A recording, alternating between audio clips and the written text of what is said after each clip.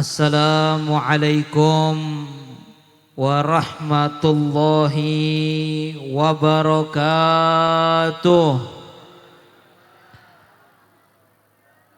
Alhamdulillah wassalatu wassalamu ala Rasulillah Sayyiduna Muhammad ibni Abdillah wa ala alihi wa sahbihi wa man wala wala hawla wala quwata illa billah.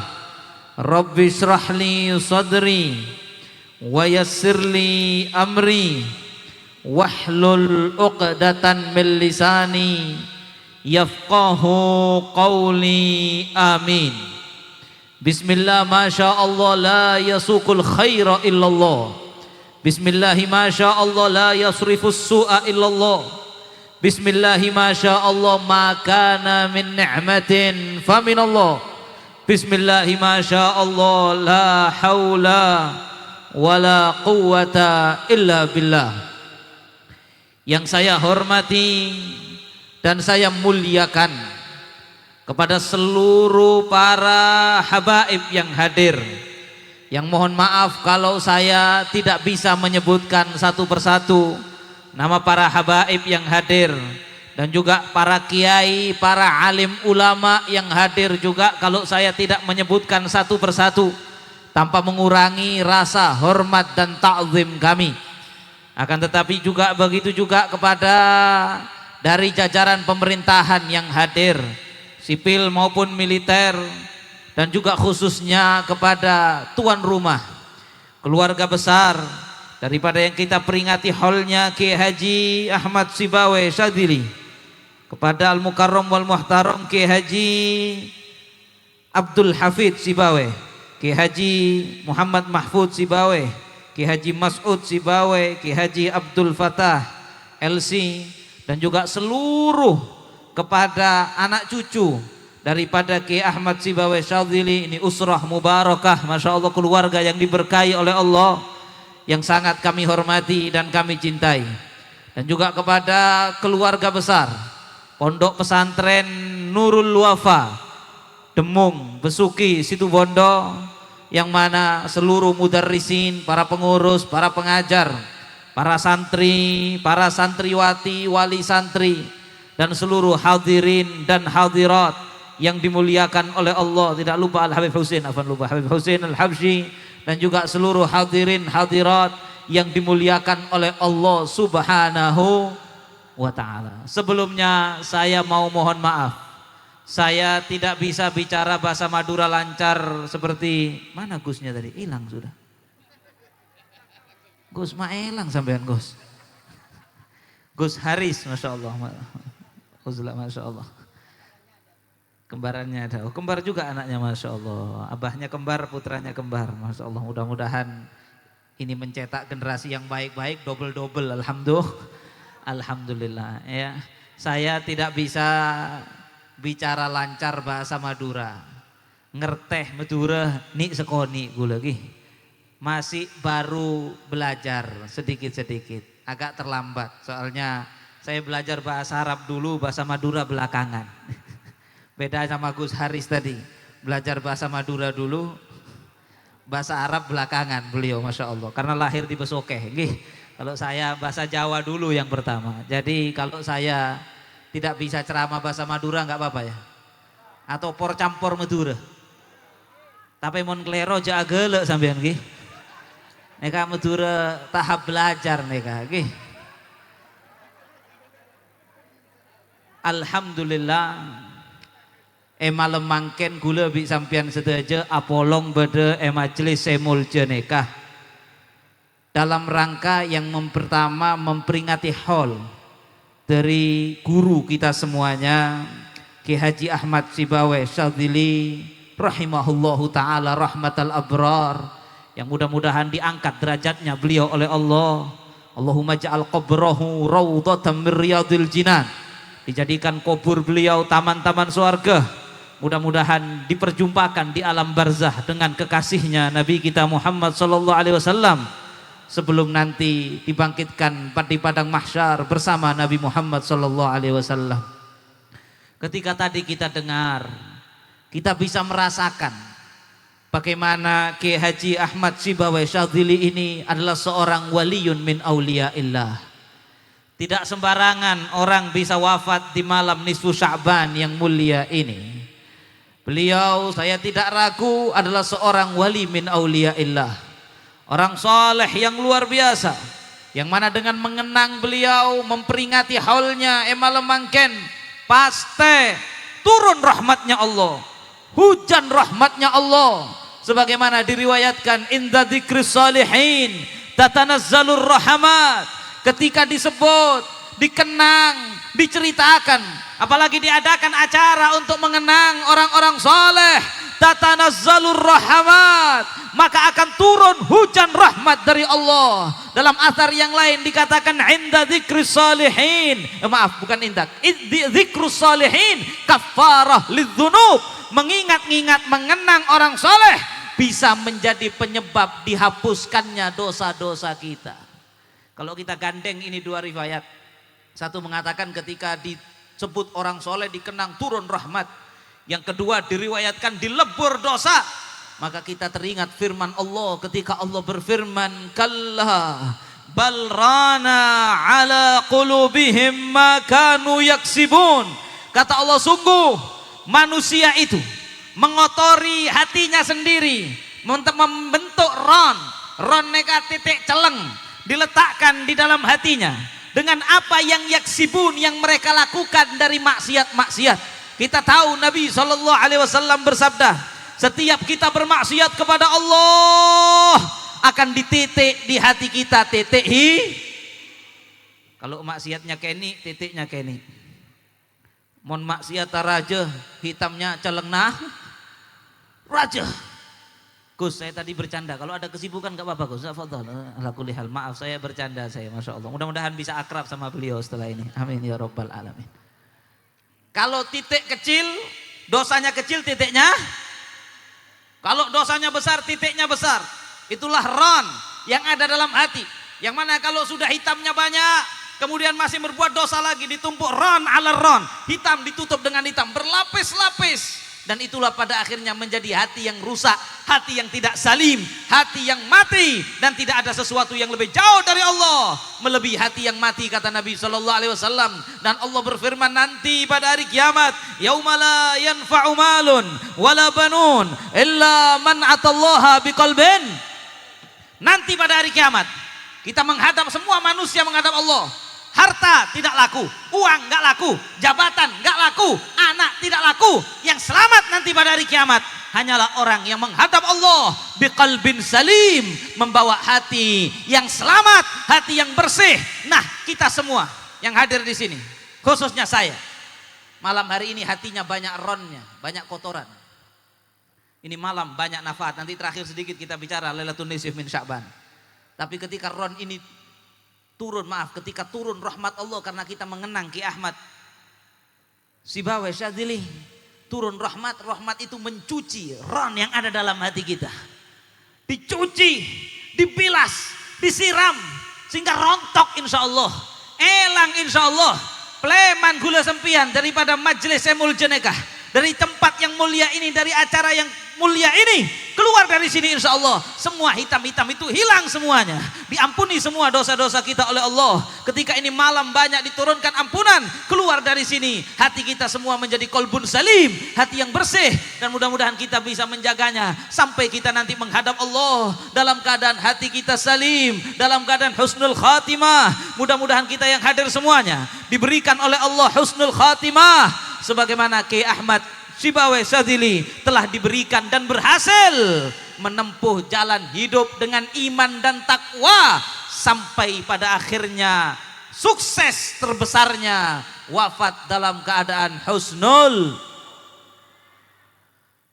Ala, sebelum itu Allah berfirman, innal ladzina qalu rabbunallah tsummas taqamu tatanazzalu alaihimul malaikah alla takhafu wa la tahzanu wa absyiru bil jannatil lati kuntum tu'adun. Kata Allah, ini seperti Kiai Ahmad Syibaweh Syadzili. Ini adalah cocok dengan ayat yang difirmankan Allah, diceritakan innalladzina qalu rabbunallah. Sesungguhnya orang-orang yang mengatakan Tuhannya adalah Allah.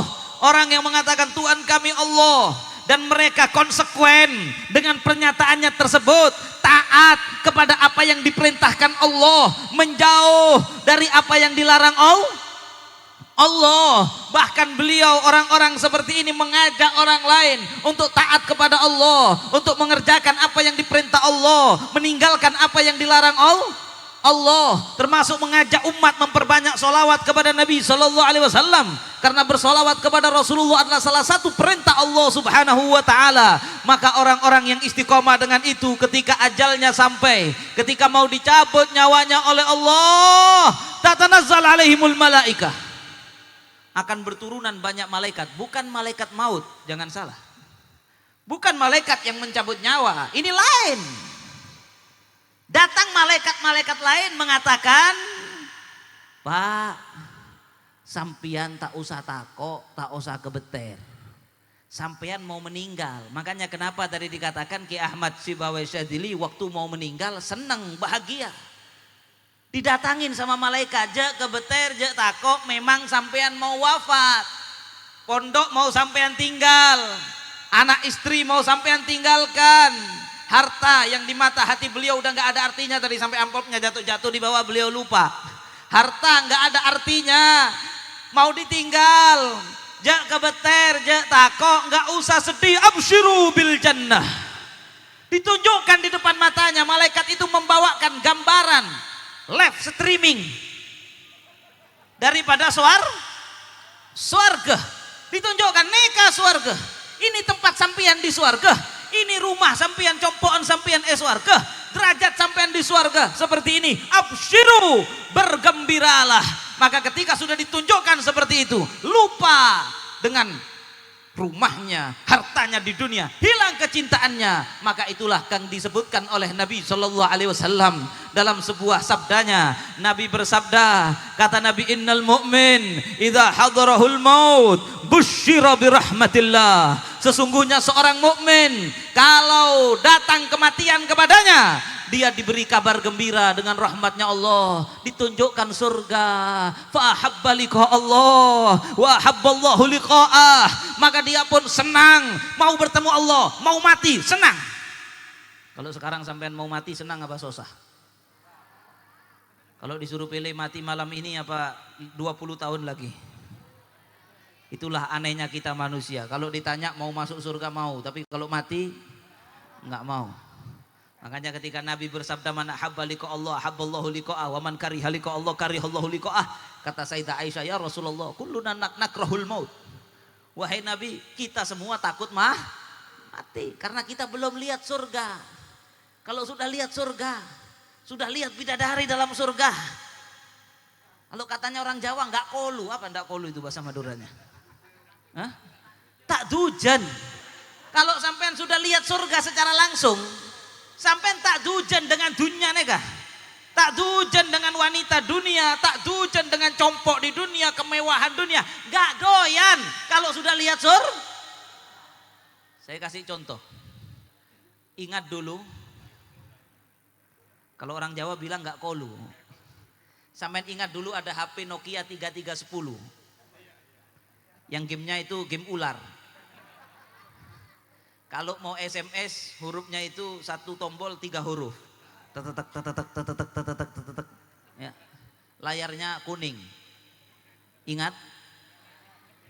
Dulu di zamannya waktu kita belum ngerti smartphone ini, HP itu segala-galanya bagi kita. Kita sudah merasa canggih, bisa telepon gak pakai kabel. Itu dulu dibawa begini keren. Setelah keluar HP-HP yang sekarang, apa dojen? Dujen apa tak dujen sampean dengan Nokia 3310 itu? Tak dujen Pak. Dikasih gratis suruh make enggak mau. Jangankan kiainya, santrinya enggak mau. HP apa ini? Enggak bisa TikTok, enggak bisa YouTube. Enggak bisa apa-apa. SMS saja, 30 karakter, stop. Makanya sampai dulu disingkat-singkat BLS. Ini yang muda-muda ketawa, kayak menangis waktu itu. Kenapa? Dulu karena nggak ngerti ada HP canggih seperti ini, yang itu dianggap istimewa. Begitu juga kita ini sekarang tujuan dunia, uang, wanita, rumah yang mewah. Kenapa? Belum tahu surga. Kalau sudah tahu surga, tak tujuan bedunya nega. Hidup apa ini di dunia ini? Makanya ketika orang sakaratul maut husnul khotimah, engak Kiai Ahmad Sibawe Syadzili, seperti Kiai Sibawe, maka ketika lihat surga bahagia hatinya, lupa dengan dunia. Fahabba liqa Allah, dia pun ridho bertemu Allah, Allah pun ridho bertemu dengan dia. Neka wafat husnul. Mudah-mudahan kita semua husnul khatimah. Ya Rabb, malam nisfu Sya'ban. Kata Imam Syafi'i termasuk khamsul layala turaddu fihinna dakwah, di antaranya lailatul nisf min Sya'ban. 5 malam yang doa tidak akan ditolak oleh Allah. Di antaranya adalah malam nisfu Sya'ban. Kita minta diberi wafat dalam keadaan husnul. Ada satu pepatah mengatakan, ya bna Adam, waladatska ummuka bakia wan nasu haulaka yadhakuna surura. Hai manusia, hei Bani Adam, kamu dulu dilahirkan oleh ibumu dalam keadaan menangis. Betul? Kita nangis, keluarga kita tertawa bahagia. Alhamdulillah pun lahir. Kita nangis, keluarga kita senyum. Berusahalah kamu nanti fi yaumi mautik, pada hari kematian kamu. Gantian. Biarkan anak istrimu menangis. Tapi kamu dohikan masrura. Kamu dalam keadaan tersenyum gembira. Kenapa? Melihat surga seperti Kiai Sibawe. Melihat surga, senang. Keluarga yang menangis. Jangan sampai sudah lahir nangis, mate. Nangis boleh. Nangis dua kali. Apalagi mau beda orang mate nangis, keluarganya gembira. Alhamdulillah premannya mate. Yang membuat rusuh kampung akhirnya berangkat juga. Akhirnya mati juga. Yang biasanya ngerampok, yang biasanya mabuk di pinggir-pinggir jalan mate. Alhamdulillah. Tasyakuran masyarakat. Ini orang paling celaka.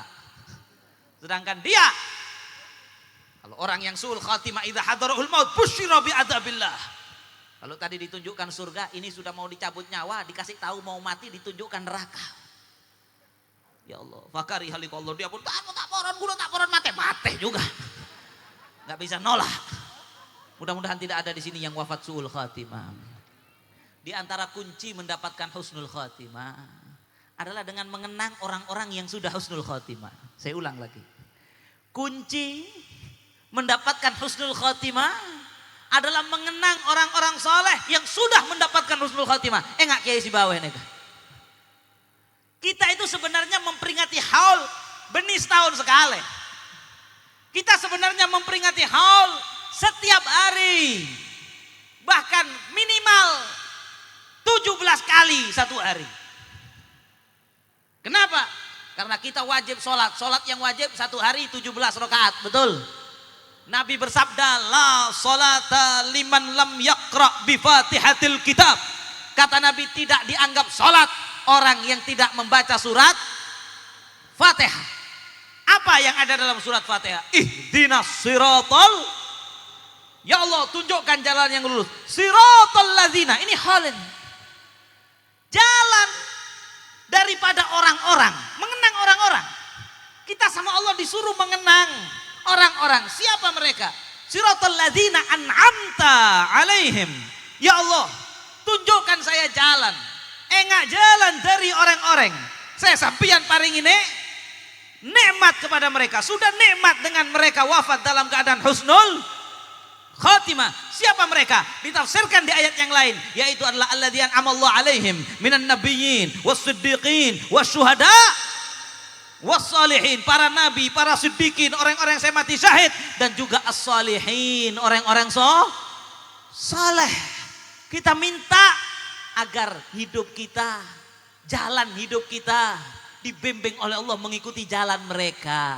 Sehingga sebagaimana mereka husnul khatimah, kita pun husnul Maka sampean hadir acara haul seperti ini itu adalah upaya untuk mendapatkan wafat dalam keadaan husnul. Tidak bisa sampean dapat husnul khatimah engak Kiai Sibaweh kalau sampean tidak mencintai Kiai Sibaweh.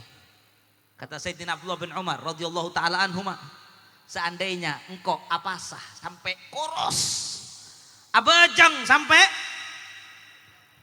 celeng di sini, walaupun saya sodako habis-habisan, tapi kalau tidak ada rasa cinta kepada orang-orang yang dicintai Allah dalam hati saya akan dilempar ke neraka oleh Allah. Maka yang pertama harus cinta kepada para nabi, para keluarga nabi, para sahabat nabi. Hati-hati, jangan ikut-ikutan yang tadi katanya Gus tadi, ya, yang benci-benci keluarga nabi, membenci menfitnah anak cucu nabi, apa juga membenci sahabat-sahabat nabi. Hati-hati juga, nggak jauh dari sini banyak juga, hati-hati ya. Walaupun mancung, walaupun Habib, kalau bukan Ahlussunnah wal Jamaah.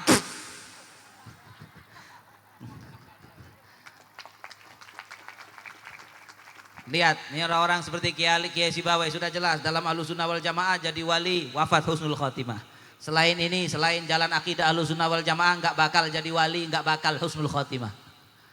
Cinta para sahabat Nabi, cinta para aulia wassalihin, tapi cinta saja tidak cukup. Habib, gula cinta Habib para aulia Habib, tapi main slot. Tak napa gula main slot Habib, gula ngeding hadis yuhsyarul mar'u ma'aman ahab. Dikumpulkan orang dengan siapa yang dicintainya. Kalau gula cinta Rasulullah, gula cinta para ahlul bait, cinta para sahabat, cinta para aulia, cinta Syekh Abdul Qadir Jailani, cinta Kiai Ahmad Sibaweh, gula mang nanti akhirat apolong. Tapi tak abajeng sopu, nggak bisa, cong. Jumatan tak mangkat, nggak bisa. Min majmu'il kalam al-Habib Alwi bin Syahab, kata beliau, jangan tertipu dengan hadis yuhsyarul mar'u ma'aman ahab. Ketahuilah, lihat itu al-Yahud yuhibbuna anbiya'ahum. Tetangganya Yordan ini. Kalau Gus nanti nyebrang ke Tel Aviv, tanya itu orang-orang Yahudi, presidennya Netanyahu itu. Mudah-mudahan cepat mati nih kan Netanyahu nih kan, kurang ajar. Su'ul khotimah insyaallah, amin ya rabbal tunisif min Sya'ban. Kalau sampean tanya Netanyahu nih kan, cinta nggak sama Nabi Musa? Oh cinta. Tanya pakai bahasa Madura bisa deh. Cinta terabi Nabi Musa, orang Yahudi semuanya cinta, oh itu Nabi kita. Apakah kira-kira nanti di akhirat apolong bi Nabi Musa? Apolong tak apolong? An-Nasara is'alhum. Cinta sama Nabi Isa. Oh, di rumah saya ada fotonya. Di rumah sampai Anda ada. Isa, oh cinta. Apakah mereka nanti di akhirat akan apolong bi Nabi Isa? Lah, kenapa? Tidak mengikuti jalannya. Cinta itu harus mengikuti. Habib, berat. Kiai Sibaweh tadi sholawat nariyah 4.000 berapa? 4.440 dibaca sendiri. Saya baru 4 kali sudah lesoh. Nggak bisa mengikuti. Maksudnya dengarkan, maksudnya hadis yuhsyarul mar'u ma'aman ahab, itu kita tidak harus mengikuti semuanya. Kita cinta, mengikuti sebagian, sebagian nanti dikatrol. Paham? Makanya ketika Nabi bilang, anta ma'aman ahbabta yaumal qiyamah, ada orang Badui yang tanya itu kan, engkau akan dikumpulkan bersama siapa yang kau cintai. Bangun Sayyidina Anas bin Malik. Sayyidina Anas mengatakan, saya tidak pernah mendengar sabda Nabi yang lebih membuat hati saya bahagia daripada sabdanya Nabi, anta ma'aman ahbabta yaumal qiyamah. Maka ya Allah, saksikan saya cinta Rasulullah wa uhibbu Abu Bakrin wa Umar wa arju an akuna ma'hum bi hubbi iyahum wa illam a'mal bimithli a'malihim. Ya Allah, saya kepingin apolong bi Rasulullah, bi Sayyidina Abu Bakar, bi Sayyidina Umar. Kata Sayyidina Anas, walaupun amal gula tak pada tapi tak ninggal saya wajib. Paham? Walaupun kita nggak mampu baca sholawat nariyah 4.440, tapi kalau rutinan di sini sampai masih hadir ikut menyumbang sedikit, alhamdulillah. Tidak bisa sholat tahajud seperti Kiai Sibaweh, tapi sampean tidak meninggalkan sholat isya. Yang wajib tetap tahajudnya kadang iya kadang tidak. Itu masih bisa kekatrol, masih bisa apolong ya akhirat. Paham Ki? Kalau Kiai Sibaweh apasa Senin Kemis misalnya, sampean nggak sanggup tapi Ramadan sampean tidak mokel, tahu mokel? Di sini nggak dipakai kalimat itu. Kiai Sibaweh puasa sunnahnya banyak. Habib Gulat jarang puasa sunnah, tapi Ramadan alhamdulillah apasa, tak bengal mokel, alhamdulillah masih bisa kekatrol, paham? Tapi kalau sudah yang wajib ditinggal tanpa uzur syar'i, yang dosa besar dilakukan, zina jalan, ngeslot, judi, mabuk, sabu-sabu, narkoba, terus cinta wali, berharap apolong di wali akhirat, itu sama seperti iklannya rokok jarum. Tahu iklannya rokok jarum? Yang ada jin, kabulkan permintaan saya. Apa? Saya pengen ganteng, sama jinnya dilihat gini. Mimpi kamu, enggak mungkin. Enggak mungkin bisa berkumpul sampean sama Kiai Sibaweh kalau enggak sholat subuh. Enggak mungkin sampean bisa berkumpul di surga kalau sampean masih terus melakukan dosa-dosa besar, zina, minum-minuman keras dan lain sebagainya. Tapi insya Allah di sini tidak ada, karena wali Allah itu kata Allah apa? Ala inna auliya Allahi la khaufun alaihim walahum yahzanun alladzina amanu wa kanu yattaqun. Wali-wali Allah itu mereka beriman dan bertakwa. Jadi kalau ada orang tidak bertakwa ngaku wali, bohong. Sekarang banyak wali-walian. Tadi katanya Gus kalau pakai pakaian yang bukan pakaiannya itu lucu. Kadang-kadang sekarang orang pakai surban ngaku wali, subuh nggak sholat. Ngaku wali, tapi uang haram disikat. Ngaku wali main slot, Masya Allah. Ngaku wali Ramadan siang nggak puasa tanpa uzur. Dan ini bukan majedub, majedub. Kalau majedub itu nggak waras akalnya. Kalau ini ngerti PC, ini majedub. Majedub tak ngerti PC. Kalau masih ngerti uang, majedub nggak ngerti uang. Ala kulli hal, majedub kita tidak bahas. Ada minal mustathnayat, pengecualian. Akan tetapi wali secara umum tidak akan bertentangan dengan syariat. Wali pasti bertakwa. Kalau tidak bertakwa bukan wali, walaupun bisa terbang. Kata Imam Abu Yazid Al-Bustami, wali neka Imam Abu Yazid Al-Bustami. Beliau mengatakan, idza ra'aitumur rajula, kalau kamu melihat satu orang, u'tiya minal karomat, dikasih keramat, hatta yartaqi fil hawa, sampai bisa terbang. Saya bisa terbang, Pak. Naik pesawat. Tapi seandainya kamu lihat ada orang bisa terbang tanpa pesawat di depan mata kita, jangan kamu percaya kalau dia wali. Sebelum kamu timbang dulu kaifa tajidunahu indal amri wan nahyi. Bagaimana orang ini di dalam menunaikan perintah Allah, menjauhi larangan Allah. Oh, lebur Habib, memang sakti terus orangnya nggak pernah ninggal sholat, soleh begini, nggak melakukan, nggak mau uang haram, warok begini. Oh mungkin wali. Tapi kalau sudah dia itu meninggalkan yang wajib, melakukan mungkarat, apalagi kabair, walaupun bisa terbang, jangan percaya kalau dia wali. Apalagi sudah meninggalkan sholat, melakukan yang haram, nggak bisa terbang, kok percaya sampean kalau dia wali? La haula wala quwata illa billah. Wah sudah lama ini, belum masuk temanya ini. Kemudian kalau kita ingin wafat husnul khatimah, termasuk diantaranya jaga khususnya para santri-santri Nurul Wafa, alumni, jaga adab kepada guru. Banyak orang faliyadzubillah mate su'ul khatimah gara-gara kebelet, kualat kepada gurunya. Karena adabnya jelek, gurunya sakit hati, kurang ajar kepada kiainya, kurang ajar, langka gitu orang muda bilang, ya langka kepada kiai, kepada gurunya, apalagi sampai berani ghibah. Ghibah ini kan dosa. Dalam kitab Manhajus Sawi dikatakan kalau yang dighibah orang biasa itu dosa kecil, tapi ghibah wan namimah kepada ulama minal kabair. kata para ulama. Tahu ghibah, oneng ghibah. Rasan. Setia neka banyak santri gila.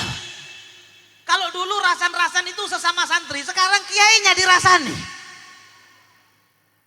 Ini santri nggak beres ini. Apa kiai itu begini. Apa ustadz itu begini. Ada yang lebih gila lagi, wah. Ulama yang dirasani itu ulama yang dia nggak ketemu. Kayak yang di medsos sekarang ini. Wah, banyak orang gila. Al-Imam Al-Faqih Al-Muqaddam Muhammad bin Ali Ba'alawi. Ya Allah, dia nggak kenal siapa itu. Itu wali besar. Dihina-hina di medsos. Dan orang kalau sudah mencaci maki, ngerasani walinya Allah, ngerasani ulama, dikatakan dalam kitab Manhajus Sawi, ubtuhina bisu'il khatimah fal iyadu billah. Balasannya bisa jadi berakhir dengan su'ul. Syekh Abdul Qadir Al-Jailani. Siapa yang tidak kenal Syekh Abdul Qadir Al-Jailani, yang pada akhirnya menjadi pemimpin para wali di zamannya. Waktu masih santre, Syekh Abdul Qadir Al-Jailani masih santre, masih kecil, baru mondok. Beliau diajak sowan ke rumah kiainya sama seniornya. Diajak sowan ke rumah kiai sama senior, jalan. Waktu di jalan ditanya sama seniornya, santri senior mereka saya paling pinter. Syekh Abdul Qadir Jailani waktu itu santri baru. Sama seniornya ditanya, ya Abdul Qadir, niat kamu mau ke rumahnya kiai, mau sowan, kamu mau niat apa? Kata Syekh Abdul Qadir Jailani, saya niat pokoknya pengen dapat barokah, dapat doa, dapat ridhonya guru saya. Kalau yang saya, kata seniornya, saya mau ngetes ilmunya kiai. Saya mau buktikan di depan murid-muridnya kiai, kalau kiai kita ini ilmunya kalah sama saya. Ada murid seperti ini. Masuk, ternyata kiainya wali, walaupun tidak disebut kiai di sana, tapi kan kiai yakni ulama. Masuk, baru masuk ke rumah gurunya, Syekh Abdul Qadir Jailani salaman cium tangan gurunya, langsung dicium sama gurunya, dikatakan, ya Abdul Qadir, akan datang satu saat nanti kamu jadi pemimpin seluruh aulia. Murid yang satunya tadi baru mau ngomong, langsung dibilang, uskut, usmut, fa inni ajidu min kalamika raihatal kufur. Kata gurunya, neng kakek, saya mencium baunya mulut kamu itu bau kekafiran, la'allaka tamut ala ghairi dinil Islam. Kayaknya kamu bakal mati kafir, kata gurunya. Cangkualat lah. Karena sudah ngerasani gurunya tadi, biar tahu nanti tamu-tamunya kalau saya lebih pinter dari guru saya. Keluar. Sudah, waktu berjalan, lulus Syekh Abdul Qadir Jailani, lulus belajar, ini pun lulus belajar. Kita nggak nyebut namanya karena ini orang syaqi. Syekh Abdul Qadir Jailani sesuai prediksi sang guru, jadi ulama besar, alim, saleh, jadi pemimpin para wali. Sedangkan yang satunya ini jadi kiai juga pertamanya. Jadi orang alim, jadi tokoh agama, kalau sekarang cendekiawan lah. Pergi ke Konstantinopel, debat sama orang di Romawi. Taruhannya yang kalah pindah agama. Pas kalah, murtad, tanasor, keluar dari Islam. Setelah keluar dari Islam bertahun-tahun, ketemu dengan temannya di pondok dulu. Ditanya, kamu kok jadi begini, kamu jadi bukan orang Islam, padahal dulu kamu hafal Quran, kamu masih hafal Quran. Lupa saya, cuman satu saya yang ingat, tamatta bi kufrika qalilan innaka min ashabin nar. Satu ayat saya yang ingat, bersenang-senanglah dengan kekafiranmu sebentar, kamu akan jadi ahli neraka. Ya Allah, akhirnya mati kafir. Gara-gara apa? Kurang ajar, hibah. Aduh maaf, astagfirullahaladzim. Afan guys, sporan lagi.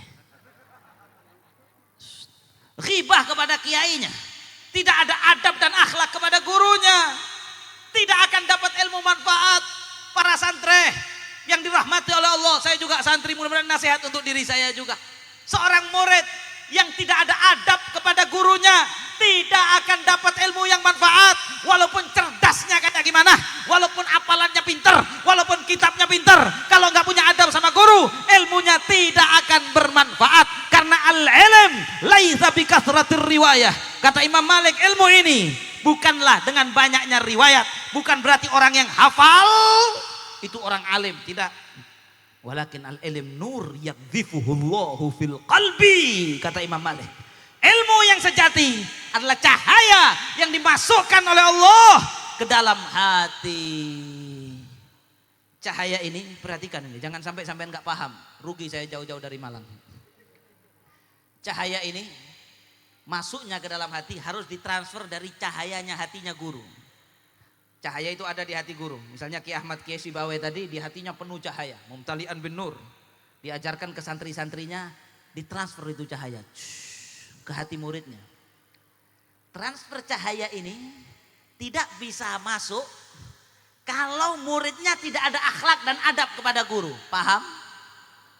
Apalagi nggak ketemu cuma lewat YouTube, nggak bisa. Harus talaki. Kalaupun sudah talaki, kalau nggak ada adab nggak masuk.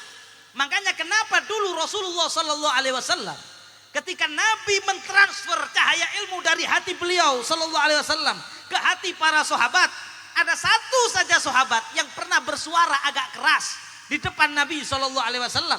Habib kok ceramahnya keras? Kalau ceramah keras sunnah. Wa kana Rasulullah Sallallahu Alaihi Wasallam idza khataba, Nabi kalau ceramah ala sautuhu wastadda ghadabu, suaranya keras. Tapi ketika Nabi menyampaikan, ada dulu sahabat bersuara agak keras, ditegur sama Allah, ya ayyuhalladzina amanu la tarfa'u aswatakum fawqa sautin Nabi wala tajhar lahu bil qaul ka jahri ba'dikum li ba'd. Kenapa? Antahbatu a'malukum wa antum la tash'urun. Kata Allah dalam Al-Quran, hai orang-orang yang beriman, jangan kamu angkat suara kamu, langka nega. Jangan mengeraskan suara, melebihi suaranya Nabi. Nanti, kalau kamu begitu, manggil Nabi dengan namanya dan lain sebagainya, kalau kamu kurang akhlak, kurang adab, nanti usaha amal kamu sia-sia dan kamu nggak sadar. Usaha apa yang sia-sia? Usaha transfer cahaya ilmu dari hati Nabi ke hati kamu nanti gagal kalau kamu kurang akhlak. Makanya para sahabat dulu kalau ngaji ke Rasulullah, ka'anna fi ru'usihim thair, seakan-akan di atas kepala mereka ada burung, nggak bergerak. Kita santri zaman sekarang kalau ngaji sambil gini-gini, ada yang sambil rokokan, nggak masuk sudah, mohon maaf ilmunya nggak masuk. Ada yang sambil gini, ada yang rame. Na'udzubillahi min adab. Kalau mau cahaya ilmu masuk ke dalam hati, jadi orang yang ilmunya manfaat bersinar dalam hati, ilmu nafi adalah ilmu yang di dalam hati, kata Nabi Shallallahu Alaihi Wasallam. Pastikan adab. Al Imam Al Habib Abdullah bin Alwi Al Haddad, beliau pernah mengatakan, idza ra'aital murid, kalau kamu melihat murid, melihat santri, yang mana santri itu tadi mumtali'an bi ta'dhimi syaikhihi, mujtami'an bi dhahirihi wa batinihi. Kalau kamu lihat santri, lihat murid yang dia itu dipenuhi dengan ta'zim kepada gurunya, dan ta'zimnya tadi itu di zahir dan batin. Karena hati-hati zaman sekarang banyak juga ta'zim munafik. Apa ta'zim munafik? Di depannya ta'zim. Apa kalau bahasa Maduranya? Pura-pura itu apa? Congoco. Kalau di depan kiainya, assalamualaikum Kiai Habib. Lewat, kiai apa lewat kurang ajar. Itu namanya ta'zim palsu. Makanya kata Imam Haddad, ta'zimnya itu mujtami'an bi dhahirih wa batinih. Ta'zim yang kayak begitu tadi, yang bohong itu tadi, seperti ta'zimnya Abdullah bin Ubay bin Salul la'anahullah kepada Nabi sallallahu alaihi wasallam. Sera Abdullah bin Ubay bin Salul nih, rasul munafikin. Bosnya orang munafik di Madinah. Tahu sampean kalau ketemu Nabi bagaimana? Kalau ketemu Nabi, innaka la Rasulullah. Ajunan neka, ongguh utusan Allah. Ajunan itu kamu ya.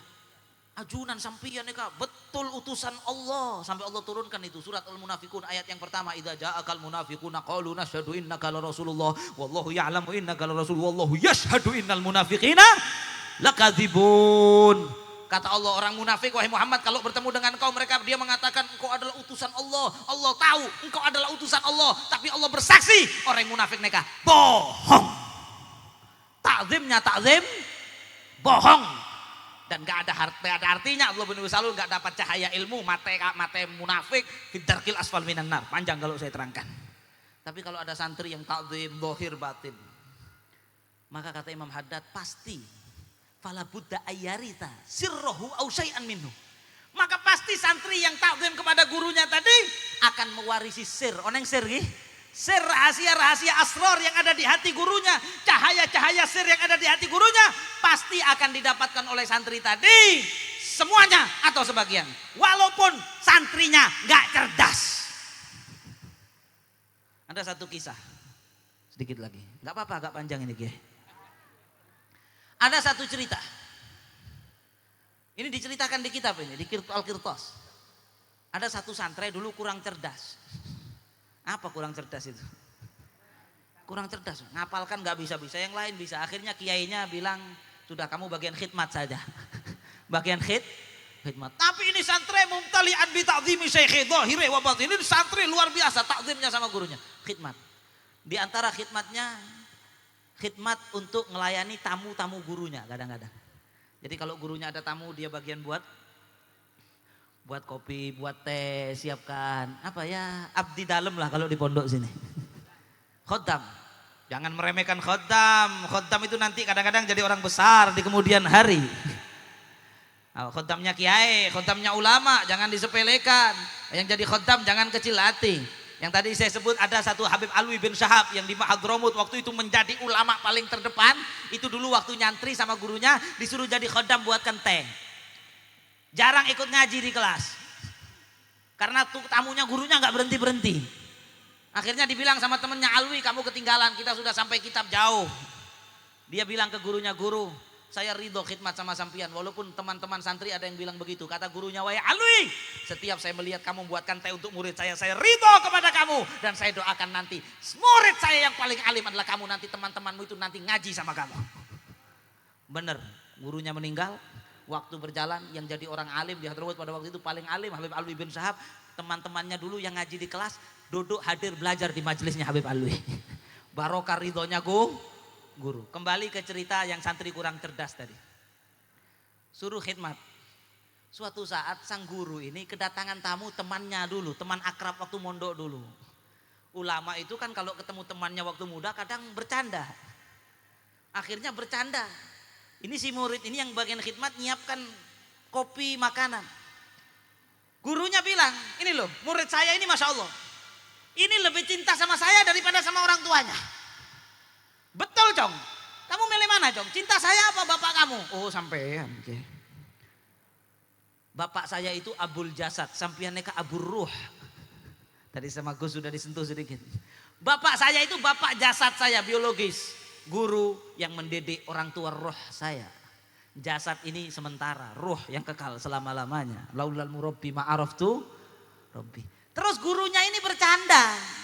Kata gurunya begini, Cong, bercanda apa agak aja. Cong, kalau saya suruh kamu nyembelih bapakmu, Cong, kepalanya kamu potong, kamu bawa ke sini, mau kamu, Cong? Insya Allah. Ya. Gurunya ini agak aja bercanda sama tamunya. Ini loh, lihat, luar biasa ini taklimnya sama saya. Tapi rupanya karena murid ini kurang cerdas, dipikir perintah sungguhan. Kurang cerdas, Pak. Langsung ke dapur ngambil pisau. Ini terjadian nyata ini. Di asas. Berangkat pulang ke rumah. Padahal jarang pulang. Rumahnya nggak jauh. Situ Bondo juga misalnya. Ini tapi bukan situ Bondo. Misalnya pondoknya dibesuki, rumahnya dia juga dibesuki. Pulang dia tengah malam. Dia pulang dilihat masuk orang tuanya dalam kamar. Dikunci pintunya. Naik dia lewat atas. Naik lewat atas, gelap. Ternyata lagi disitulah. Orang tuanya sedang itu. Loncat dia dari atas atap ke bawah, gelap ini, tak ketela. Dilihat dipegang, oh ini yang laki-laki. Dibunuh. Dimasukkan kain kepalanya. Ibunya teriak, wah, wah. Masukkan kain, pulang ke kiainya, bawa kepala. Gini pelan-pelan, assalamualaikum. Waalaikumsalam. Ngantuk kayaknya. Kenapa Jong? Ini kiai, kepalanya bapak saya. Teriak kiainya, Allahu Akbar nilai Jong, gula aja Jong. Kamu itu gimana Jong? Belajar ilmu sama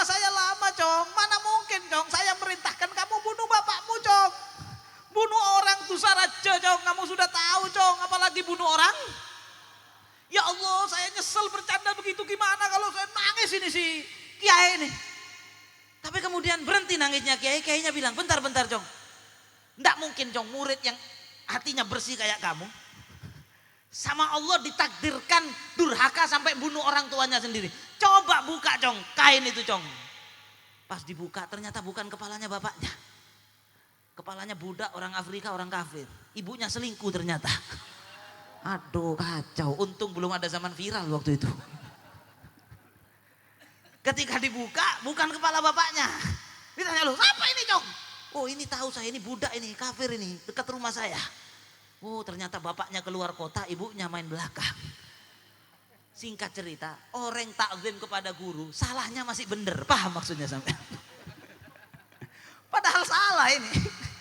Tapi masih sama Allah dijaga. Kan kurang ajar itu laki-laki nidurin ibunya. Betul lah berarti? Masya Allah. Berkatnya takzim kepada guru. Walaupun keliru masih benar. Apalagi kalau benar tambah benar. Maka dari itu dijaga. Takzim sama guru dijaga. Bahkan dikatakan 70% keberhasilan seorang santri adalah bagaimana kekuatan hubungan dengan gurunya. Kalau gurunya ridho, insya Allah aman dunia akhirat santri ini. Tapi kalau sudah guru tidak ridho,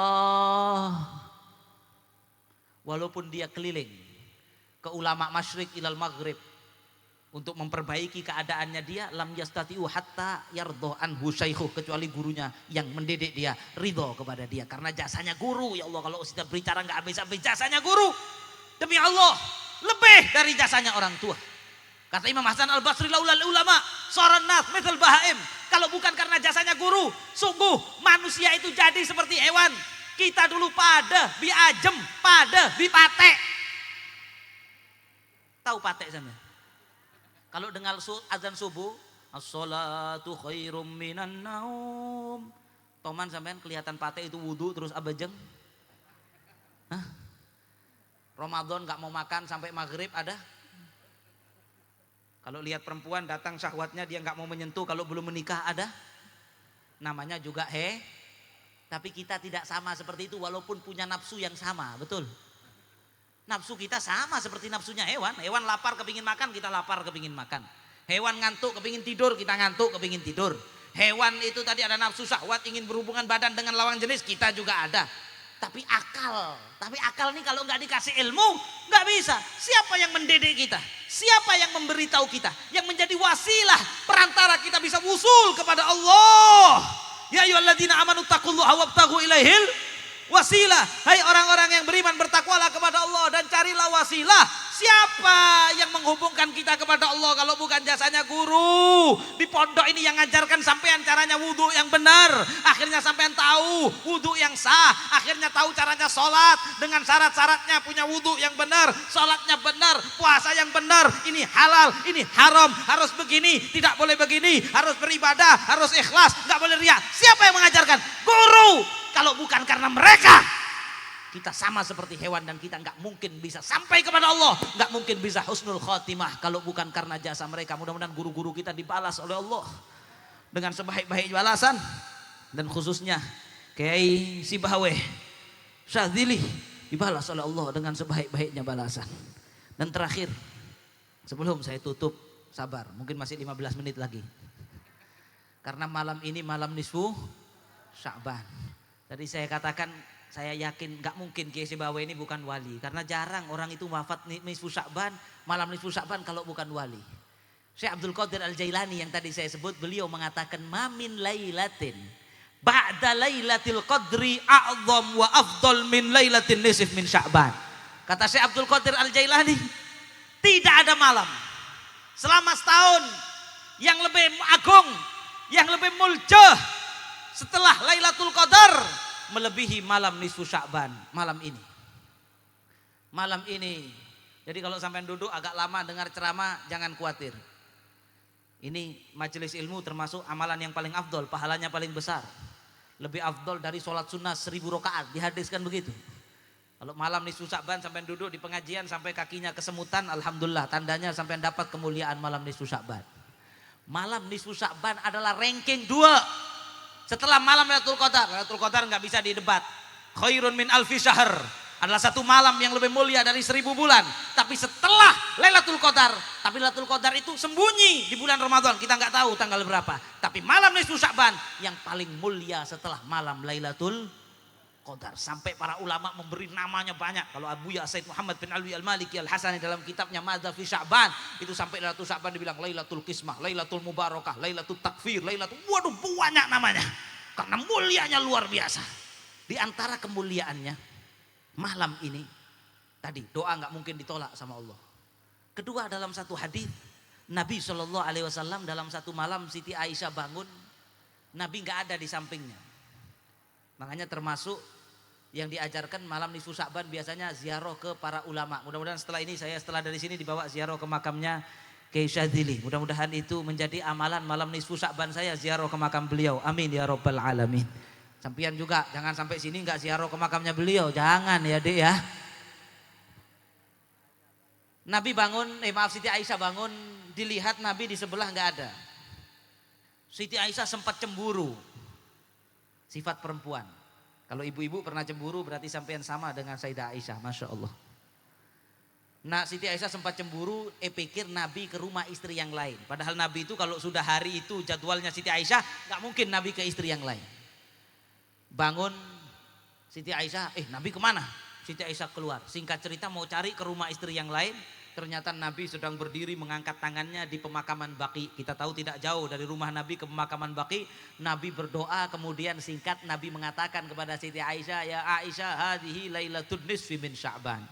Wahai Aisyah, malam ini adalah malam nisfu Sya'ban. Ada hadisnya saya potong panjang sebenarnya. Malam ini adalah malam nisfu Sya'ban. Wahai Aisyah, sesungguhnya Allah di malam nisfu Sya'ban yanzil ila sama'id dunya.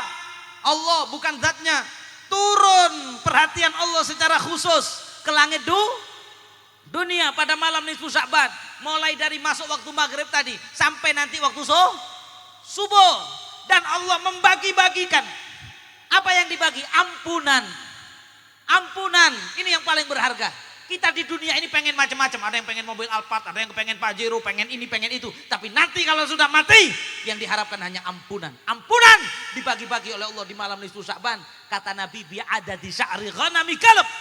Banyaknya ampunan yang dibagi di malam nisfu Sya'ban sebanyak jumlah bulu kambingnya Bani Kalb. Jadi dulu ada satu klan di Arab sana yang kambingnya paling banyak, namanya Qabilah Bani Kalb.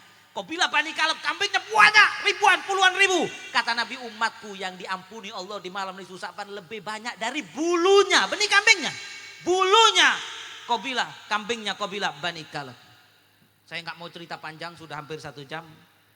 Cuman Nabi bilang, yang tidak dapat daripada ampunan itu, ada orang yang lain dapat, dia tidak dapat. Jangan sampai kita menjadi orang yang begitu. Tandanya ini sudah keterlaluan, paham? Sudah keterlaluan. Allah bagi-bagi ampunan sekian banyak, tapi dia nggak dapat. Kenapa? Udah keterlaluan murkanya Allah kepada dia.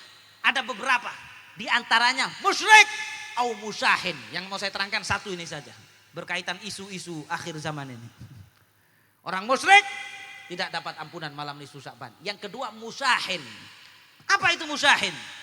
Kalau Abuya Said Muhammad bin Alwi Al-Maliki dalam kitab Madza fi Sya'ban, beliau mengatakan musahin itu orang munafik yang jahat, yang kerjaannya itu membangkitkan asyiqaq. Apa asyiqaq ini? Membangkitkan perpecahan, permusuhan, dan dia membangkitkan adawah bainal mutahabin. Ingin menjadikan permusuhan di antara orang-orang yang saling cinta. Hati-hati dengan orang seperti ini. Yang pertama, jangan kita sampai jadi mereka. Yang kedua, jangan terpengaruh provokasi mereka. Tadi Gus Haris tadi menjelaskan, contohnya Habib dengan Kiai dari dulu alhamdulillah akur. Ya ada yang bertengkar biasa. Habib sama Habib yang bertengkar juga ada. Kiai sama Kiai ada sunnatul hayat. Enggak mungkin orang itu sepaham terus. Jangankan Habib sama Habib, Kiai sama Kiai, sahabat sama sahabat ada yang tengkar. Bukannya kita mau meremehkan, merendahkan mereka radhiyallahu anhum. Sayyidina Utsman itu dengan Sayyidina Abu Dzar Al-Ghifari pernah cekcok. Masalah ayat alladzina alladzina yaknizuna dzahaba wal fidda wa la yunfikuna fi sabilillah, panjang. Pernah cekcok Antara sahabat dengan sahabat, manusia lemah. Kadang-kadang cekcok. Ada kasus Habib sama Kiai dulu pernah tengkar. Habib dengan Habib, Kiai dengan Habib. Udah. Tapi kemudian secara global, perhatikan ini. Secara global, contoh saja ini. Hubungan antara Kiai dan Habaib secara global bagus. Saya yakin di Besokai juga begitu. Dulu di tempat saya, kakek-kakek saya dulu. Itu sahabat paling akrabnya Kiai. Kemana-mana kakek saya sama Kiai Fulan, sama Kiai Fulan. Akrabnya sama Kiai, lebih akrab sama Kiai daripada sama familinya sendiri. Subhanallah, bagus. Antara orang yang santrinya Habib sama santrinya Kiai akur. Betul apa tidak? Alhamdulillah, kadang ada acara hall bareng duduk. Ada yang mondok di pondoknya Habib, ada yang mondok di pondoknya Kiai. Kiai sama santrinya, sama Kiai sama Habibnya akur, Habib sama Kiainya akur. Alhamdulillah. Yang kopiah hitam seperti Ustadz ini dengan yang kopiah putih seperti begini duduknya akur, saling cinta. Yang pakai gamis dengan yang pakai jas insya Allah akur. Ada yang pakai jas seperti Kiai, saya pakai gamis begini. Apa perlu dipertentangkan? Oh itu gamis itu baju Arab itu, kita Nusantara. Ngapain pakai gamis? Ahabbu thiyab ila Nabi sallallahu alaihi wasallam al-qamis. Nabi paling suka baju gamis, tapi pakai jas juga enggak apa-apa. Betul apa enggak? Ada riwayat Nabi pakai sarung putus antara atas sama bawah, pernah. Intinya alhamdulillah yang pakai celana, pakai sarung batik seperti ustadz-ustadz ini Masya Allah. Ada yang sarungnya tidak batik, sarung hitam polos, sarung batik, kopiah nasional, kopiah putih. Akur. Kemudian muncul orang-orang ingin mengadu domba. Terjadi apa tidak? Ini musahin. Yang kata Nabi orang seperti ini malam nisfu Sya'ban semuanya dapat ampunan. Dia nggak dapat ampunan. Sebagai tanda begitu celakanya orang yang seperti ini. Dimunculkan narasi-narasi maupun itu di media sosial maupun itu di dunia nyata. Di pos kampling. Di teras masjid. Kemarin saya habis sholat kedengar orang di teras masjid bicara masalah ini. DNA ini. Iya apa itu cucu Nabi palsu. Dia nggak tahu kalau saya habaib. Ya sudah saya gini aja. Ya Allah saya lihat orangnya jahil murakkab. Kelihatan dari wajahnya. Cuman gurunya itu YouTube. Padahal kata Imam Ghazali. Man syaikhuh kitabuh fasyaitonu syaikhuh. Orang itu kalau gurunya cuman kitab. Maka setan yang jadi guru. Makanya harus mondok. Nggak bisa baca kitab doang. Kalau cuma baca kitab tok nggak punya guru pembimbing, kata Imam Ali Zainal Abidin, dhalla man laisa lahu mursyidun yursiduh. Sesat, posang orang yang tidak punya guru kiai pembimbing, walaupun pinter baca kitab posang. Dulu ada orang itu nggak mau berguru, dia bilang cukup saya langsung berguru sama Nabi. Kamu nggak ketemu Nabi? Saya beli Kutubus Sittah, Sahih Bukhari, Muslim semua. Saya beli, saya baca hadis. Suatu saat dia baca satu hadis sahih. Qala Rasulullah sallallahu alaihi wasallam, hayyatus sauda dawaun likulli da. Padahal hadis yang betul apa? Habbatus sauda. Hadisnya yang betul jintan hitam itu habbatus sauda, obat bagi segala penyakit kecuali kematian. Rupanya kena tainya cecak kitabnya. Jadi baknya itu ada titiknya lagi di sebelahnya. Dibaca sama dia habbatus sauda dawaun likul lidah. Suatu saat sakit dia, nyari olar celeng, dicari, dijus, dipotong-potong, dideplok. Shadaqan Nabi sallallahu alaihi wasallam, wa ma yantiqu anil hawa in huwa illa wahyun yuha. Set, beres lah, beres masuk kubur langsung, mati, langsung mati, sesat, posang. Kenapa? Hadisnya betul, tapi kamu nggak punya guru. Kalau salah nggak ada yang benerin. Coba kalau tadi baca hadis Sahih Bukharinya di depan kiainya. Qala Rasulullah sallallahu alaihi wasallam hayyatus sauda. Kelero cong. Habbatus sauda, benih hayatus sauda. Selamat, paham?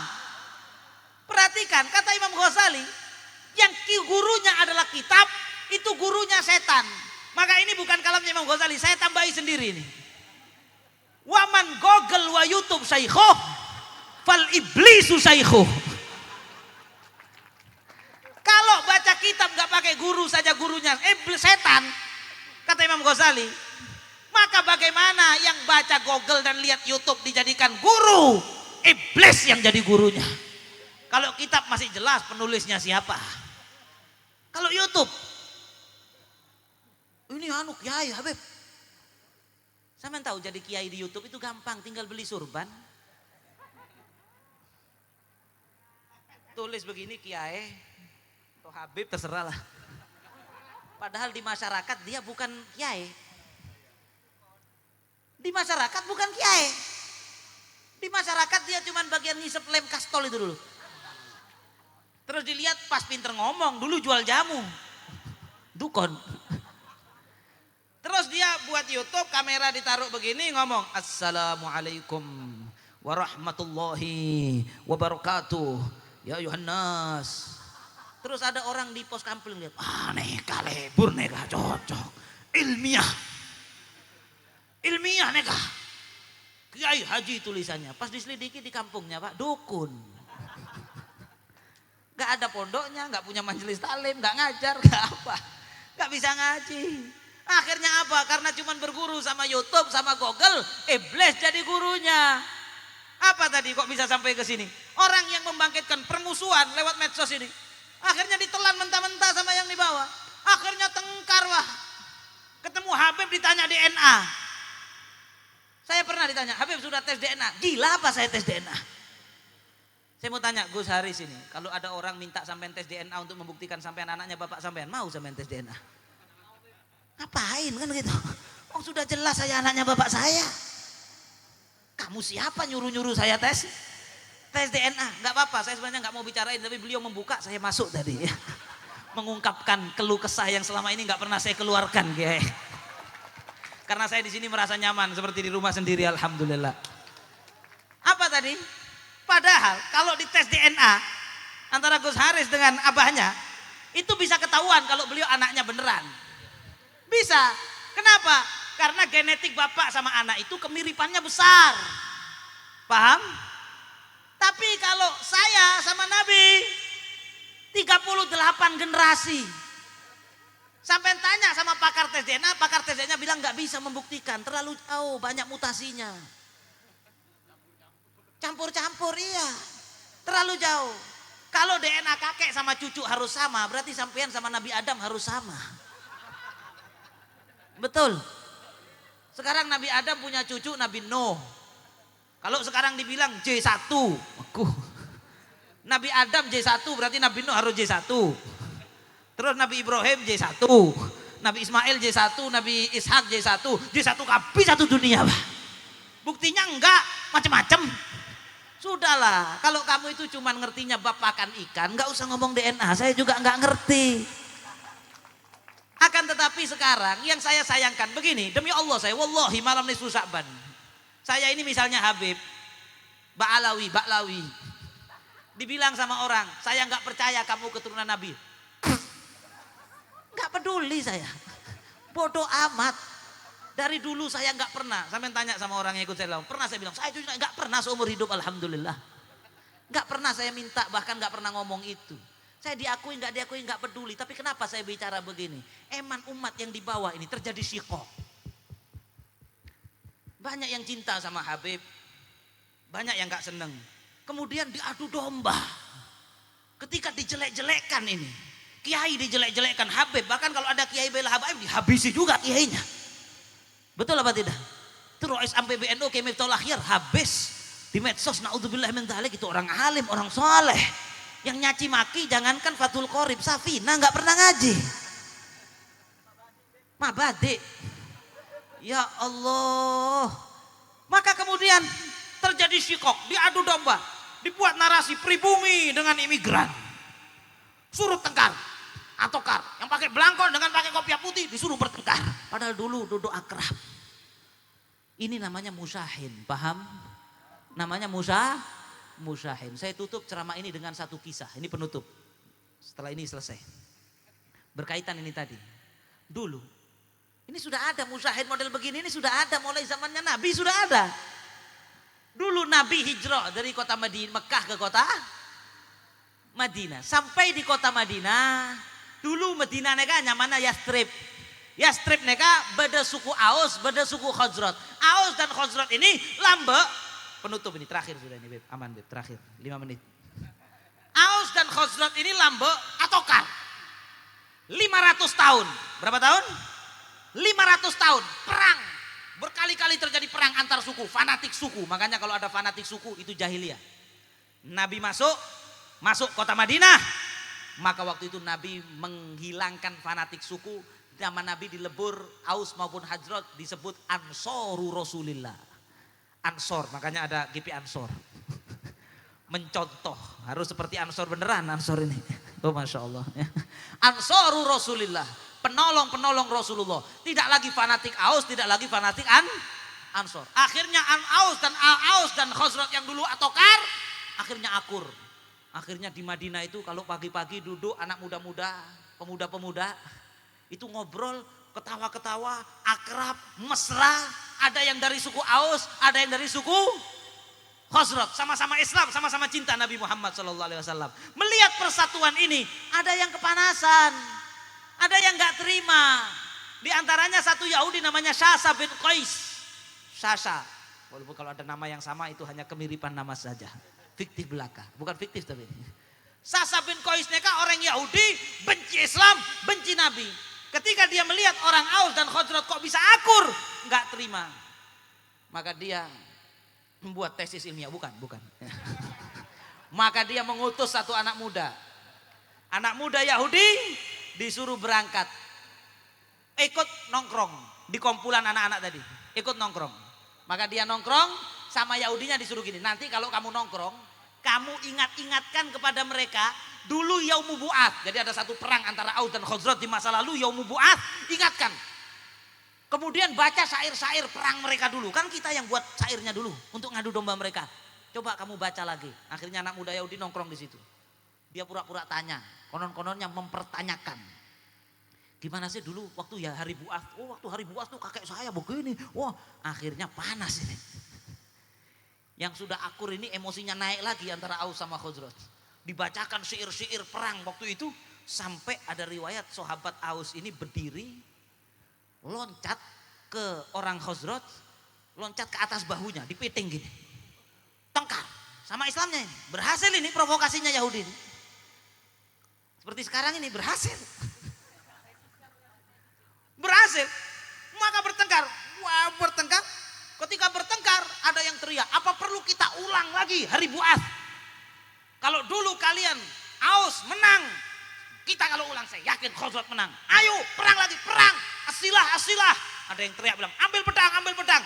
Tadinya duduk akur, diadu domba sama satu Yahudi ini. Pulang bukan ambil celurit. Panjang ini pedang. Caro lah kalau di sini sekarang. Caro. Imigran sama pribumi. Caro, sudah akur-akur gini kok mau caro ya. Akhirnya bawa senjata. Ketika sudah bawa senjata, berkumpul. Nabi dengar, Nabi datang dengan beberapa sahabat muhajirin. Nabi mengatakan, afabida'wal jahiliyah wa ana baina adhurikum. Kata Nabi, apakah kalian mau kembali menyerukan seruan-seruan jahiliyah? Saya ada di tengah-tengah kalian. Panjang Nabi bilang kalian sudah persaudarakan dalam Islam dan sebagainya. Akhirnya sadar. Pedangnya dilempar. Astagfirullahaladzim. Maka mereka berpelukan satu sama lain dan menangis. Sporan. Oh tambah kerut-kerut ini Yahudinya. Maka kata Sayyidina Jabir bin Abdullah, saya tidak pernah melihat hari di Madinah yang awalnya paling jelek, hampir bunuh-bunuhan sama muslim, tapi berakhir dengan menangis dan saling peluk satu sama lain sesama muslim. Tapi itulah, setiap mereka ingin menimbulkan api peperangan antara sesama kita, pasti akan dipadamkan oleh Allah. Jaga beter. Maka isu yang sekarang rame ini jangan khawatir, nanti pada akhirnya dipadamkan oleh Allah Subhanahu. Yuriduna ayyutfi'u nurallahi biafwahihim wa ya'ballahu illa ayyutimma nurahu walau karihal. Banyak riwayat banyak ayat yang berbeda-beda. Mudah-mudahan sudah di malam nisfu Sya'ban ini kita tidak termasuk orang yang suka mengadu domba. Orang yang menghidupkan perpecahan, dan kita jangan mengikuti adu domba tadi. Gara-gara peristiwa yang saya ceritakan di Madinah tadi, turun ayat ya ayyuhalladzina amanu in tuti'u fariqan minalladzina utul kitabah yaruddukum ba'da imanikum kafirin. Kata Allah, hai orang-orang beriman, kalau kalian nuruti provokasinya orang-orang itu tadi yang kebetulan waktu itu Yahudi, kalian ikuti kemudian kalian saling tengkar, maka kalian bisa balik kafir. Apa kafir? Nabi mengatakan jangan sampai kalian saling bunuh satu sama lain. La tarji'u ba'di kufaron, jangan kalian kembali kafir sepeninggal saya. Yang mana kalian memukul leher satu sama lain, yakni saling bunuh sama muslim. Tapi mudah-mudahan berkat malam nisfu Sya'ban ini, insya Allah berkat Kiai Sibaweh, insya Allah persatuan kita semuanya antara sesama santri, sesama alumni, khususnya hubungan dengan guru. Mudah-mudahan para habaib, para kiai bisa menjaga hubungan yang baik, saling mencintai sesama para pecinta Rasulullah, sesama orang-orang yang ada hubungan dengan Nurul Wafa pada khususnya. Jangan sampai menyakiti hati Kiai Sibaweh dengan alumni tengkar, alumni dengan alumni saling memprovokasi untuk membenci. Karena apapun yang terjadi santri dengan santri, jangan sampai kita bersatu sebagaimana diperintahkan oleh Allah, innamal mu'minuna ikhwah fa aslihu baina akhwaikum. Dan sehingga kita tidak terhalang daripada ampunan rahmat yang turun pada malam nisfu Sya'ban, dan kita ditulis menjadi orang yang bahagia dunia akhirat. Amin ya rabbal alamin. Pas 1 jam 5 menit ya, kelebihan 5 menit. Ada kekurangan dan kesalahan, sebenarnya masih lebih panjang tentang nisfu Sya'ban tapi terlalu lama, saya mohon maaf. Kalau ada kesalahan, kalau ada kekurangan, ada kata-kata yang kurang berkenan, khususnya yang terakhir tadi di luar prediksi, saya nggak mau bicara masalah itu tapi akhirnya bicara, mudah-mudahan ada hikmahnya. Tapi kalau itu kurang nyaman di beberapa hadirin, saya juga mohon maaf yang sebesar-besarnya. Kalau juga khususnya saya ceramah terlalu panjang, ada yang leso, ada entek, wah caca terus, tak ambu-ambu Habib negagih, saya mohon maaf. Saya mau berhenti kok ada lagi, saya mohon maaf yang sebesar-besarnya. Kalau juga suara saya terlalu keras, ada yang bilang, oh Habib jika ini teriak-teriak, marah-marah. Enggak, saya enggak marah, cuman saya keraskan biar sampean tidak ngantuk. Gih, kalau gula ceramah pelan-pelan hadirin, saya embul jaki Allah, teduh kapi sampean.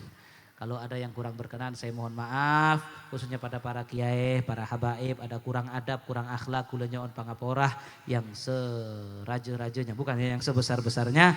Hadza wal afu minkum, wassalamualaikum warahmatullahi wabarakatuh.